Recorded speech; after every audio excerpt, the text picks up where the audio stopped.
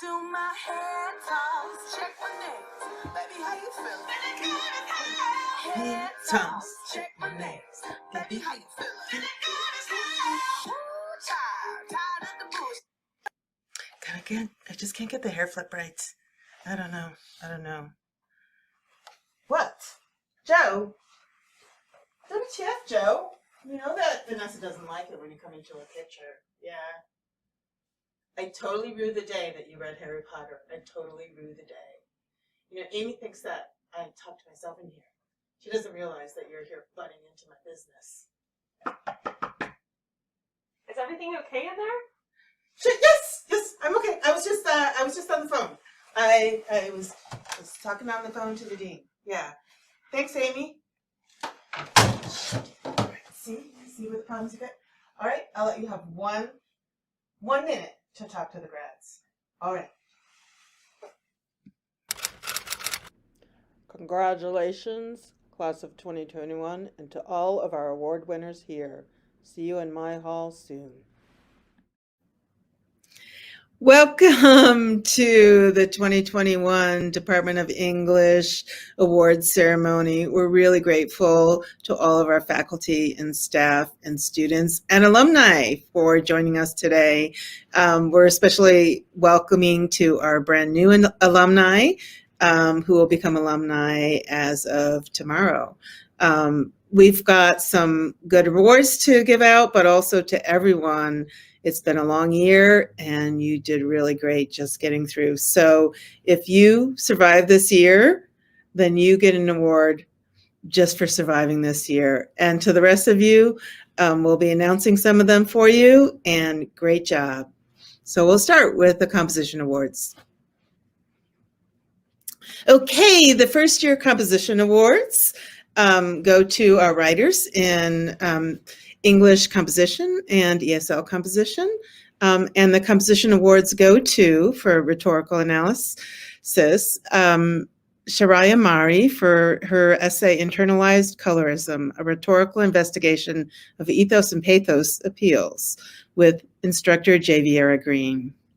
The award for proposal argument goes to Margaret Yarmus for the negative impact on boats on Deep Creek Lake, with instructor Karen Keene.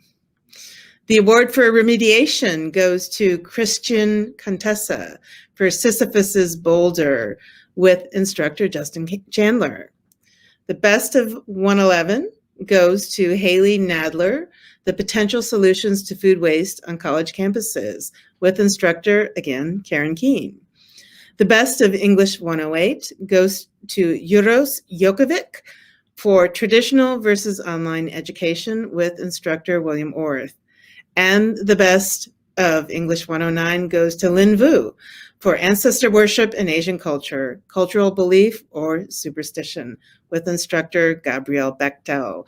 Great work, all of you, on the English Composition Awards. You deserve a special thanks for your perseverance during this very hard year.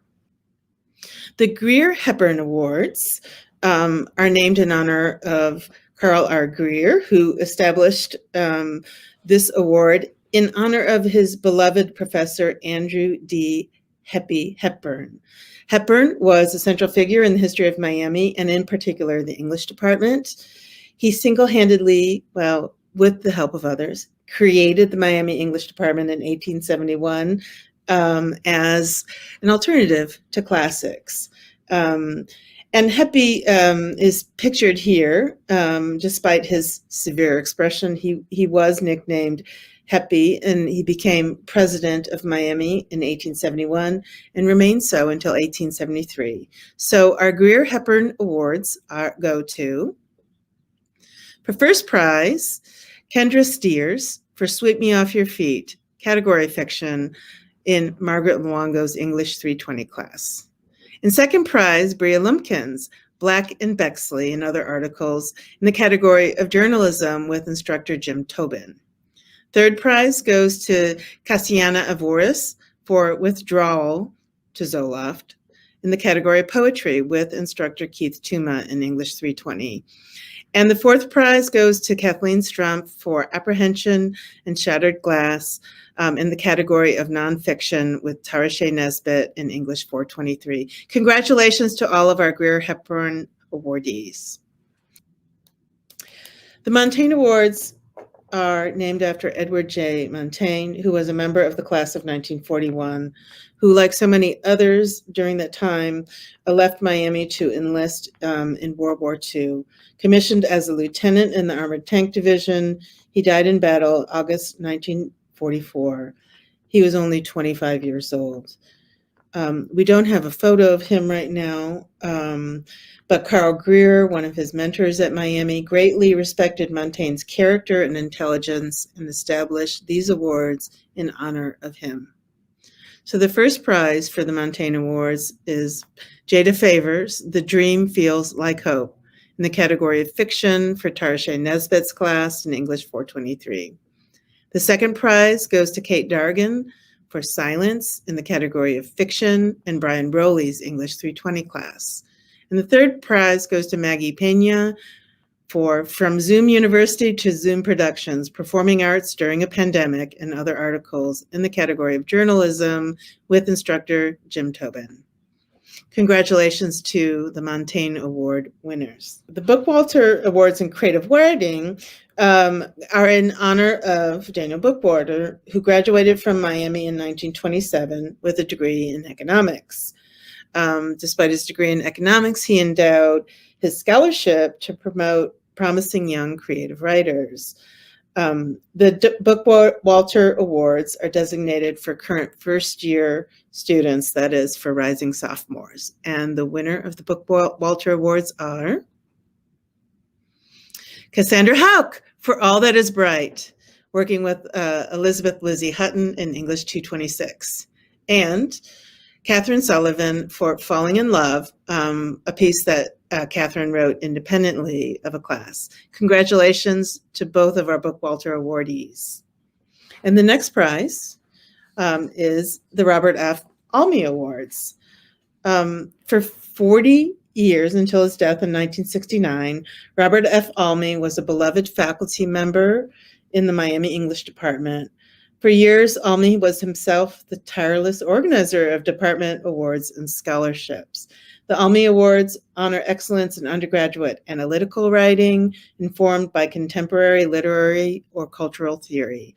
And the Almey Award winners are Krista Neiman for Faults in Feeling at Donwa Abbey, Austin's Emma, for James Bromley's English 298 class.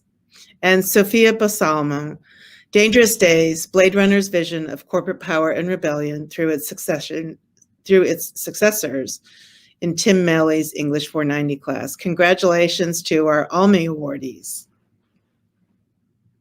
The next award is the Linguistics Award, and this goes to honor an undergraduate major for outstanding performance in the field. And the Linguistics Award goes to Krista Neiman for input processing English and Russian second language learners in Vinnie Pelosi's English 408 class. Congratulations, Krista. And the Literature Essay Award goes to Sophia Balsamo for a paper called Butler's Parable, Our Destiny is Not That Shining City on the Hill, for Tim Melley's English 490 class. Congratulations, Sophia. Now for the Gordon and Mary Wilson scholarships. Gordon and Mary Wilson enjoyed a long and prosperous career at Miami, first as students and then as faculty in the English department. Along with being the first director of freshman English, Gordon was also a force on the gridiron, as we might guess from this vintage photo. And the Wilson Award scholarships go to Jenny Robinson for The Phantom Queen in Tarshay Nesbitt's English 420. Joseph Rodriguez for Monsters of Men for Patrick Murphy's English 272 class. Lauren Dahl for Stress to Success in Lizzie Hutton's English 481 class. And Nathan Gillen Content Strategy Plan Springside Athletic Club for Heather Lisarke's English 224 class. Congratulations, all of our Wilson Scholarship recipients. The next scholarship is the Bill Mueller Scholarship. Bill Mueller was greatly admired as a sports editor and columnist for the Journal News of Hamilton for more than 55 years. He didn't attend Miami, but later in his distinguished career, he was named an honorary alumni. He appears in this photo on the right with a famous Reds pitcher, Joe Nuxhall, on the left. So, and the Bill Mueller Scholarship goes to Ellie Carter for a work I first learned, ... in Tarshay Nesbitt's English 323 class. So the next scholarship is the Craver-Overton Scholarship. Professor Arthur Craver did not like what he called crooners, that is, undergraduates who went around performing songs on campus. But in his will, he did establish a generous scholarship co-dedicated to the memory of his sister, Louise Overton. And the winners of the Craver-Overton Scholarship are Kathleen Strumpf for Apprehension and Shattered Glass in Tarshay Nesbitt's English 423 class, and Melanie Heyman, Literary Analysis of the Theme for English B in Michelle Navakis's English 298 course. Congratulations for the Craver-Overton Scholarship winners. Our next scholarship was established in honor of Professor Robert R. Ketler, a member of the Miami English Department for 30 years from 1968 to 1998.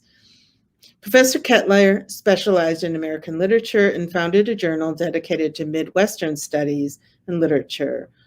Though his legacy goes well beyond his considerable academic achievements, when he passed away suddenly in late April, everyone was shaken. As Britt Howard noted of Ron, in his good nature, he was always young, and whenever he came around, it was spring. So in honor of Robert Ketler, the awardees are Emma Naley for The Specificity of Race as Otherness in Cara Peterson's English 221 course, and Claudia Zounds, Elizabeth Barrett Browning's The Cry of the Children in English 4101, Realism and Fantasy in Victorian Literature at the University of Glasgow. Congratulations to our Ketler Scholarship winners. The next award is in honor of Mary Jo Priest. Before we had professional writing at Miami University, we had scientific and technical communications major. One of the earliest students in this major was Mary Jo Priest, who after graduating in 1982, accepted a job with Industrial Data Technologies in Columbus. She wrote and designed technical information for presentation and company brochures, putting into good professional practice the skills that she learned at Miami. After several years, she took on a new challenge and went to work as a paralegal at a law firm, where she remained until she passed away in August of 1995. The Mary Jo Priest Awards in Professional Writing are dedicated to the memory of a truly excellent student and an exceptional writer. And the awardees are for rhetorical analysis, Bailey Miller, an analysis of Chimamanda Ngozi Adichie's 2015 Wellesley College commencement address for John Mock's English 223 class, Jada Favors for The Fight for Progress, a rhetorical analysis of Josephine Baker's speech at the March on Washington, also for John Mock's English 223 class, and for the proposal report, Kendra Steyer's Good Fair Content Strategy Report for Amanda Stevens's English 224 Digital Writing and Rhetoric. Congratulations to all of the Mary Jo Priest Award winners. The Kathleen Denny Scholarship was established in honor of a former Miami English major who went on to teach English for nearly 25 years before her death in 1999.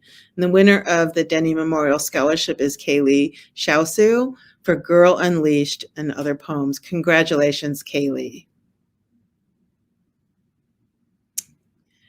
Now, we want to recognize our people who are doing departmental honors projects. And Janelle Hart will be doing a project called A Novel in Stories with Margaret Luongo.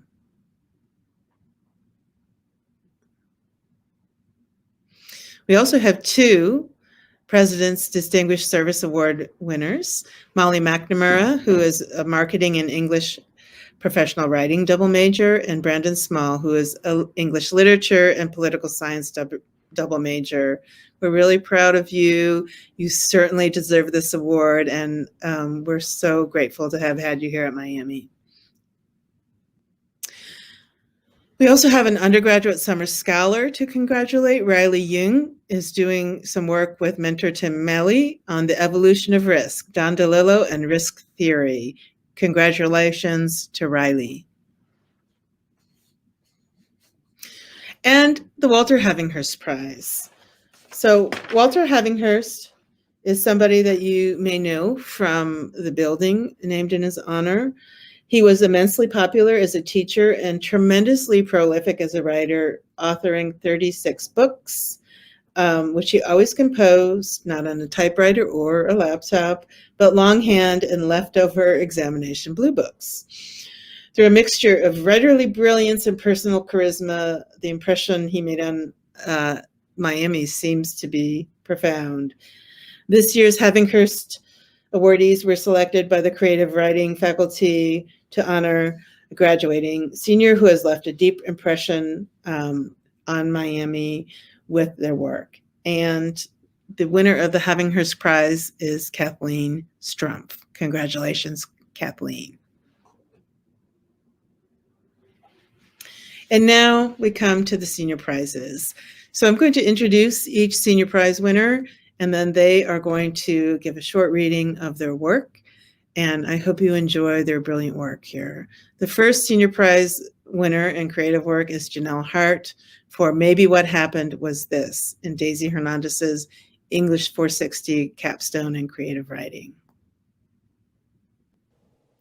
Hi everyone, I'm Janelle Hart. I'm a senior at Miami, and I study English creative writing and media and culture. The piece that I'm sharing today is called Maybe What Happened Was This. It's a short story that I wrote in the English creative writing capstone class with Daisy Hernandez. So I will read the first about page and a half. On a chilly night in December, you see the outline of a couple from the second story window of a rundown apartment building in Brooklyn. You carry the same cheap brand of wine and pre-made dinner that you always do on the walk back from the corner store, only this time you aren't in a rush to get home. You've lived in the city for almost 12 years and have never noticed this particular apartment building before. The dark crusted brick and oblong windows, similar enough to the surrounding buildings that it can be missed, faded enough by age that it can be swallowed altogether. It occurs to you that maybe your mother's right. You do tend to look down when you walk. The dimly lit room casts a shadow of a figure sitting down and another standing adjacent. Perhaps a young couple. Perhaps they're speaking in their kitchen, one finishing dessert at their too small table, the other leaning against the broken dishwasher. And maybe the man asks his wife a question, the kind that's packaged in a cardboard box, cushioned with styrofoam, and labeled "Handle with care." If you look close enough, you can tell that the woman's body stiffens as his words are spoken, so much so that she compulsively cracks the window open to relieve some of the tension, squeezing past her husband, who shuffles his chair closer to their too small table. The air whooshes in just as the creaky frame is pushed up by a set of hands that could very well be shaking, though not from the cold. The man's frame turns around in his chair as she does this, and you perceive a disturbing silence. A hint of regret for asking the question, and a hint of persistence at an answer that's been sought after for too long. The woman looks out the window now, past you and the surrounding buildings, and even beyond the stars, conceivably thinking about what happened. Maybe it was a haunting series of events. Maybe she thinks about them every day to nobody's knowledge but her own. The wine slips suddenly through your armpit as you watch her. You catch the bottom of the bottle with the palm of your bare hand and reposition. You should have brought gloves, you think to yourself. Then again, you didn't anticipate a show. There's a nearby bench with your name on it, and when you sit down, it bites your rear. Thank you for listening. Thank you, Janelle, for that reading, and congratulations. Our next senior prize winner for creative work is Theo Mesnick for The Palis Settlement, written for Kathy Wagner's class, English 330, Poetry. Hi everyone, my name is Thea Mesnick and I'm a senior majoring in creative writing and history. I'll be reading my poem, The Palest Settlement, which is from a chapbook I wrote about the life and work of Marc Chagall. The Palest Settlement. Away above my head, I see the strangest sight. My grandfather played Tevye at least 6 times. At least 2 of my great-grandpas were milkmen. Chagall painted sets. Shalom Aleichem Evening reportedly hated the musical he inspired. Tradition? Tradition. Settlement pale as milk. Chagall's grandfather was butcher, kosher.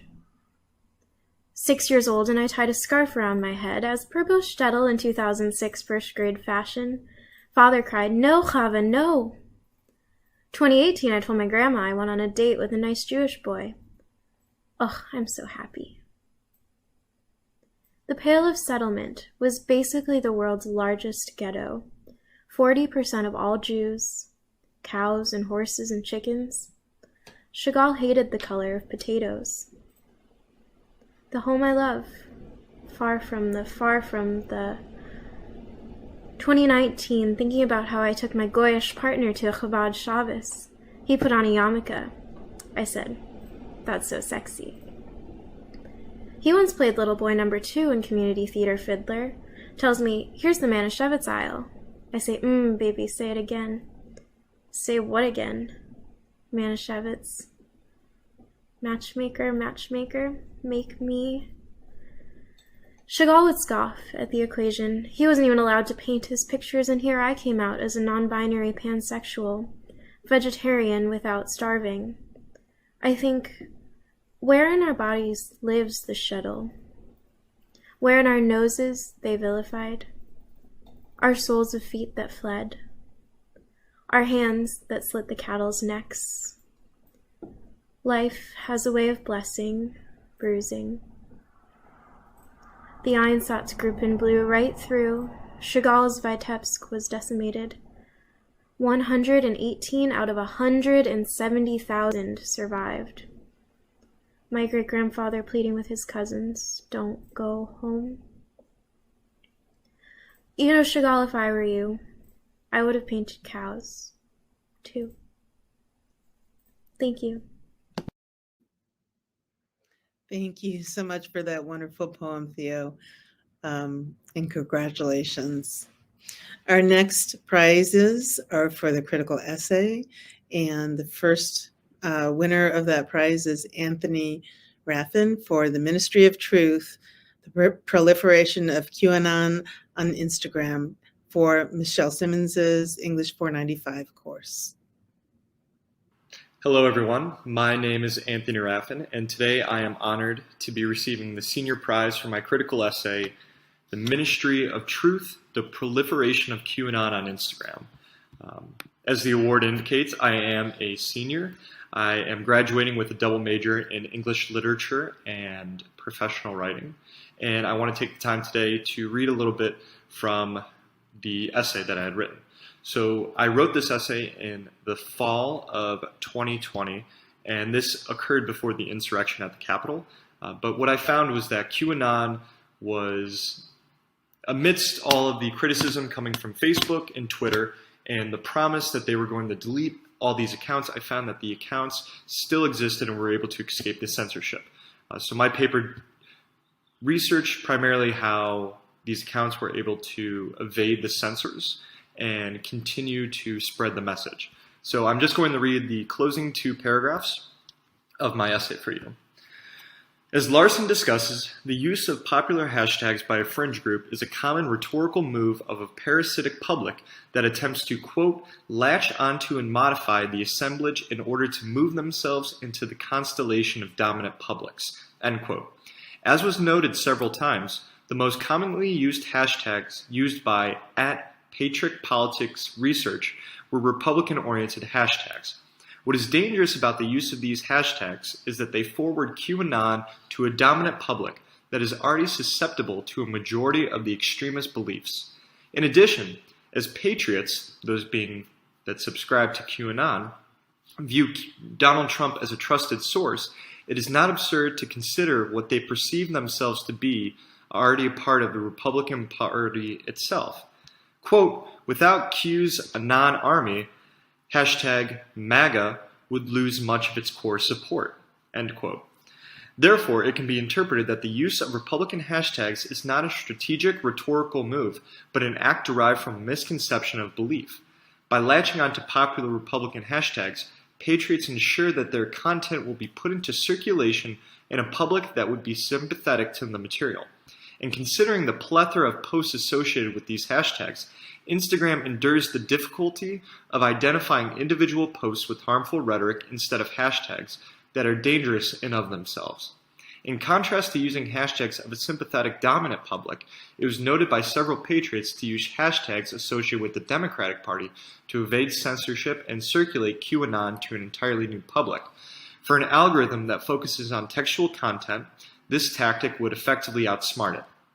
By having to individually remove posts and accounts, the patriots may secure a longer life for their account, as it would be difficult to blanket ban the Democratic hashtags that are used by authentic users and infiltrated by patriots.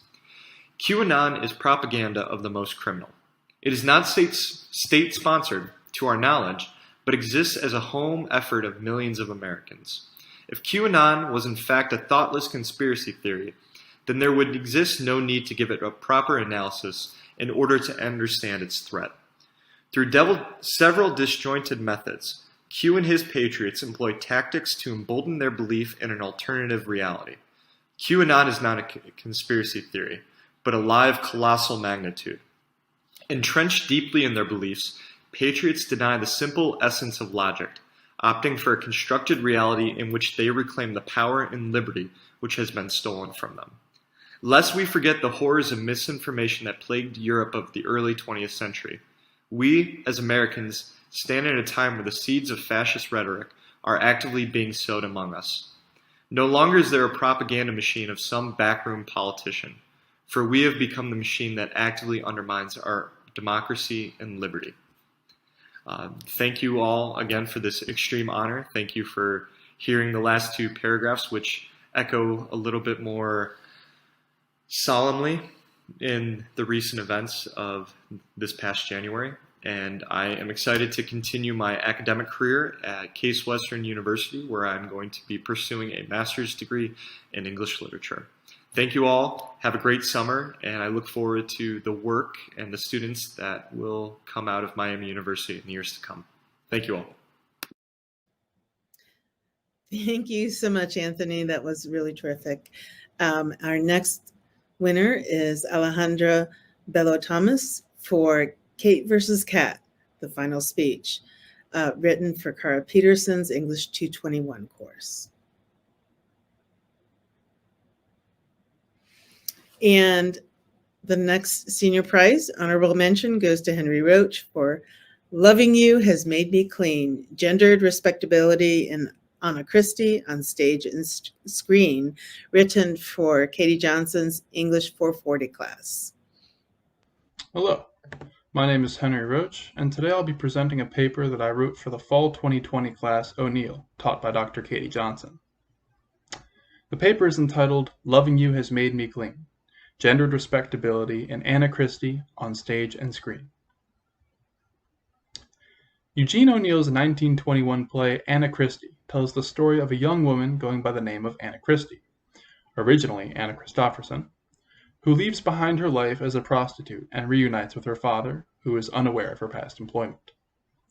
Later, Anna meets a sailor named Matt Burke, equally unaware that Anna was formerly a prostitute, and begins a love affair with him that is later thrown in jeopardy by the revelation of her secret.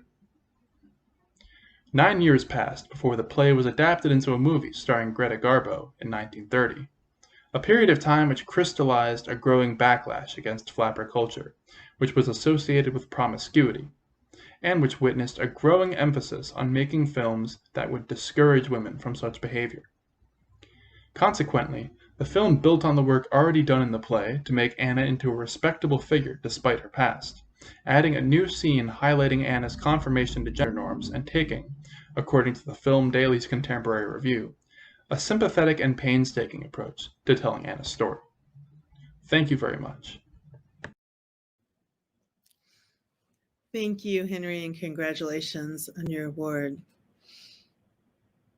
The next senior prizes go for writing for a public audience. And the first winner is Leanne Stahulak, whose Letter to a Loved One was written for Anita Manur's English 262 course. And the next winner was Sophie Thompson for The Fight for Equal Pay, an analysis of #Publishing Paid Me for Michelle Simmons's English 495R capstone course. Hi everyone, my name is Sophie Thompson and I'm going to be reading an excerpt from my essay, The Fight for Equal Pay, an Analysis of Publishing Paid Me. To understand how #Publishing Paid Me was a kairotic event and why it was created, it is first necessary to know some background information about the complaints surrounding the publishing industry and why advances are so imperative to authors' careers. The publishing industry has a long history of whitewashing, from the books that are published in it to the employees who work in it. A January 2020 report by Lee & Low Books, the largest multicultural children's book publisher in the US, gives significant insight into how diversity is an issue in the industry. Lee & Low sent out a comprehensive survey with questions on race, gender, sexual orientation, and ability level to thousands of publishing employees. They received about 8,000 responses, all anonymous, which informed them on how diverse the makeup of the publishing workforce was. The results found that the majority of publishing staff are white, straight, cis, non-disabled women. This categorization extended across the multiple careers in publishing, from editorial staff, marketing and publicity staff, and literary agents, among others. People of color, especially African Americans, were among the bottom levels of representation across the board. When compared to their previous 2015 survey results, Lee & Low have found that there is no discernible change to any of the other racial categories. In other words, the field is just as white today as it was 4 years ago. This report demonstrates the marginalization of Black voices in the publishing industry. There is no one to speak up on behalf of Black authors or promote their stories, because the entire staff consists of white people who typically seek out white voices. The concept of advances is also vital to comprehend when studying publishing paid me. Advances are amounts of money given to authors in advance of their books being published, based on how well the publishers think the books will earn. Advances are very important to authors because they affect how the publisher is invested in the work. A bigger advance means the publisher thinks the book will sell more copies, which makes the publisher more likely to market the book, ensuring more people will hear about it and buy it. A smaller advance means the publisher does not care as much about the author's book, so they'll market it less and not many people will hear about it, and it won't sell as many copies. Thus, when Black authors receive less advances than white authors, an assumption is made that perhaps their books are not worth as much time, attention, and money as books by white authors.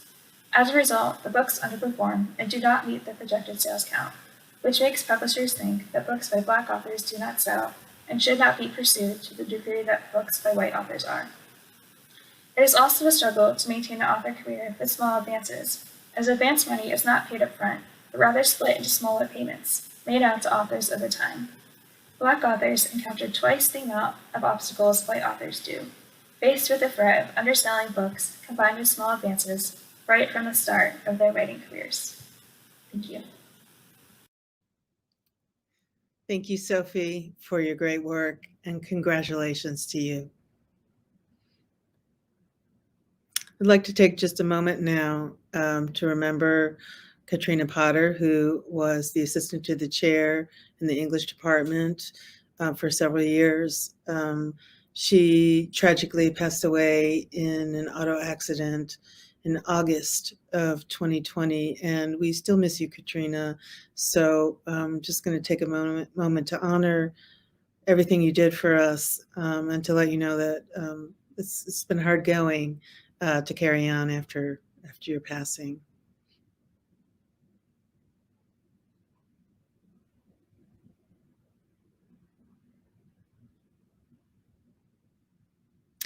So on a different note, we want to send warmest congratulations to Dr. Jonathan Mock, who will be leaving us to take on more writing in his life in a different locale. Dr. Mock was an assistant teaching professor in professional writing, and he was our Sigma Tau Delta Professor of the Year for 2017. John, you'll really be missed by all of us here, and especially by the students who have consistently praised you in comments to me and comments to others. We wish you very well on your next journey in life. We will be sad to lose you, but we're also really happy for the different path in life that you're taking, and hope that we get to read some of your work in the near future. Thank you. And we have another person who will be going on to a different phase of their career, Dr. Jacqueline Rahman, who is an associate professor of linguistics and an affiliate in Black World Studies, Global and Intercultural Studies, and who has been with us since 2005 as a Heenan Wilkins Scholar, and then as an assistant and then associate professor. She had a time where she was the director of the linguistics program, and she's done tremendous work advising and teaching for our department. Dr. Rahman, we wish you all of the best in the next part of your journey. And here to say a few words about Dr. Rahman is the director of the linguistics program, Dr. Gwendolyn Eder-Lewis. Hello, everyone. As some of you may know, Dr. Jacqueline Rahman is retiring. So we would like to take a moment to honor her work here at Miami University. She came to Miami as a Heenan Wilkins Fellow in 2005, then joined the faculty after that. She expanded the linguistics program by offering a course in African American Vernacular English, as well as a capstone on Chomsky's theory of syntax. Her research focused on key new ways to apply linguistics, such as language and comedy. She inspired her students to look at language in general and African American vernacular English in new and positive ways. Dr. Rahman, best wishes. We will miss you. We really are going to miss you, Jacqueline. And now it's my great honor to present you the brand new president of Sigma Tau Delta, our English Service and Honor Society. And the new president is Ruthie Rutherford, and she's going to introduce the Professor of the Year. My name is Ruthie Rutherford, and I am the newly elected president of Sigma Tau Delta for the 2021 to 2022 school year. On behalf of Sigma Tau Delta, it is my pleasure to award the Professor of the Year award. But first, I would like to read a few wonderful statements from our members about her. The first one is from Sarah Pullman Bishop.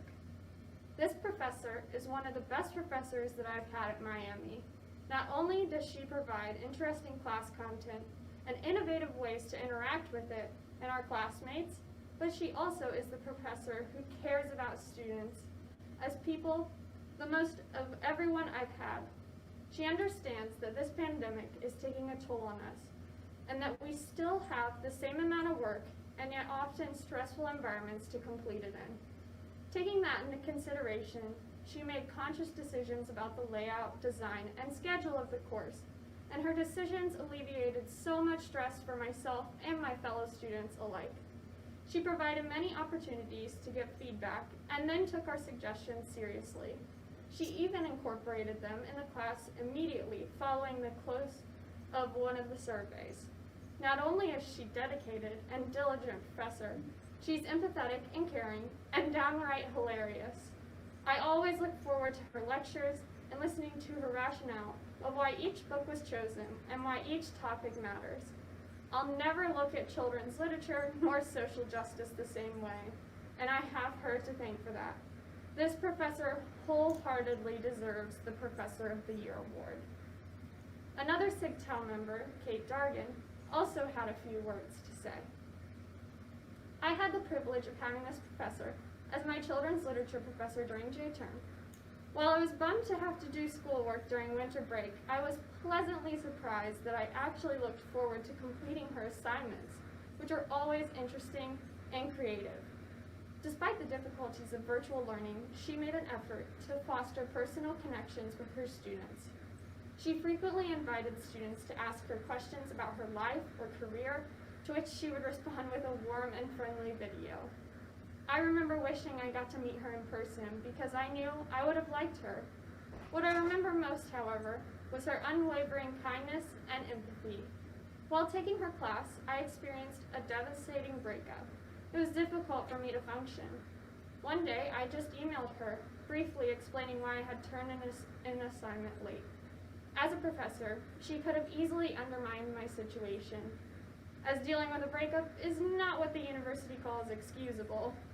However, she sent me a thoughtful and heartwarming email, and even told me about how she related to what I was going through. That one email was a glimmer of hope for me, and made me feel less alone. I still have it saved to this day. She is a kind soul and deserving of this award, and so much more. Now for the moment you've all been waiting for. On behalf of Sigma Tau Delta, it is my pleasure to announce the Professor of the Year winner is Dr. Anita Manor. Congratulations, Dr. Anita Manor, and thank you for all the caring and hard work that you've done this year. Congratulations, Dr. Manor. This is well-deserved honor, and we're so grateful to have you on our faculty. I also wanted to present to you the Sigma Tau Delta essay winners. These are chosen by Sigma Tau Delta members themselves. And this year, the winners are for the critical essay, Trey Matthews, and for the literary essay, Paige Hartenberg. Congratulations, both Trey and Paige. You've done really good work, and you've been honored by your peers for that.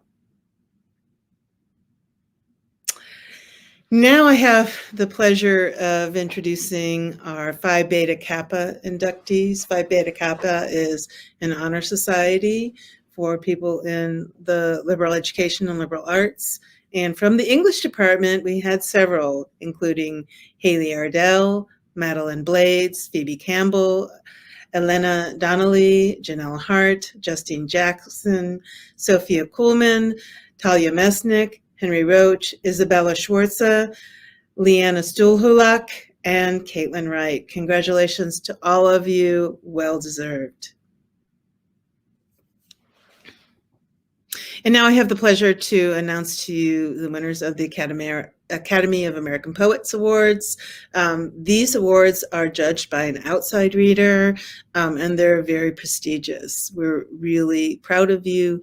David Mueller, who won first prize for The Old Man, The Young Man, and The Town That Never Changed, and to Cassiana Avoris, who won honorable mention for Window into Sunday Mornings, Little Heaven We Had. Congratulations to both of you. And for our graduate Academy of American Poets winners, Nate Hoyle took first for Cameo Amidst a Moment of Pure Violence, and Frenchie Nguyen took honorable mention for their poem Lunar. Thank you. Next are the Jordan Goodman Graduate Awards. These are made possible by a generous donation by Frank Jordan and Eric Goodman, who have been stalwarts of the English department for many, many years and are very beloved.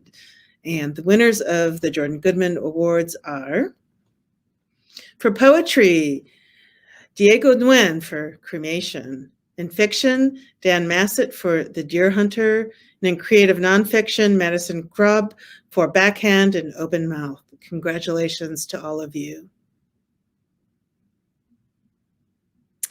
And for the outstanding graduate students, in fiction, we have Rachel Giesel-Grimm. In creative nonfiction, Madison Krupp. And in poetry, Ariel Clark Semek. Congratulations to all three of you. And now it's my pleasure to introduce you to our Director of Graduate Studies, Cindy Klesternuck, who will be announcing the Houchins Award recipients and the Spiro Peterson Awards. Hi, everyone. I'm here to announce the recipients for this year's Houchins Award and Spiro Peterson Awards. The Houchins Award recognizes excellence among our first-year students, and the Spiro Peterson Award recognizes excellence in particular for the teacher-scholar model.